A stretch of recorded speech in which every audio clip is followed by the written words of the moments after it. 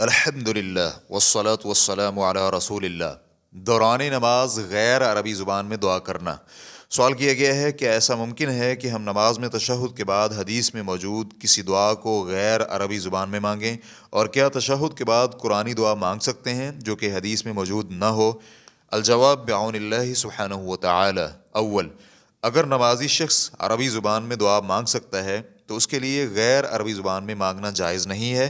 تاہم اگر نمازی کو عربی زبان میں دعا نہیں مانگنی آتی تو پھر وہ اپنی زبان میں دعا مانگ سکتا ہے، البتہ اس دوران عربی زبان میں دعائیں سیکھ لے۔ لیکن خارج از نماز کسی بھی زبان میں دعا مانگی جا سکتی ہے، اس میں کوئی حرج نہیں ہے، بلکہ اپنی مادری زبان میں دعا مانگنے پر دل و دماغ بھی دعا میں حاضر ہوں گے۔ شیخ الاسلام ابن تیمیہ رحمہ اللہ کہتے ہیں، دعا عربی یا غیر عربی زبان میں مانگنا جائز ہے۔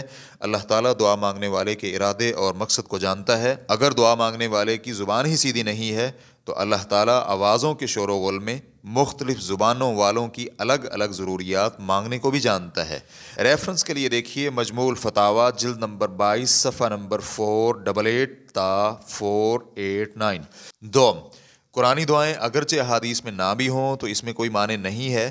قرآن و سنت دونوں میں خیر و برکت ہے۔ انبیاء کرام اور رسولوں کی دعاؤں کا ہمیں قرآن مجید سے ہی علم ہوتا ہے، اور یہ بات یقینی ہے کہ انبیاء کرام کی دعائیں فصیح و بلیغ اور جامع ہوتی ہیں۔ شیخ الاسلام ابن تیمیہ رحمہ اللہ کہتے ہیں، سب لوگوں کو چاہیے کہ کتاب و سنت میں آنے والی دعاؤں کو اپنی دعا کا حصہ بنائیں، کیونکہ ان دعاؤں کی فضیلت، خوبصورتی اور ان کے صراط مستقیم پر ہونے میں کوئی شک نہیں ہے۔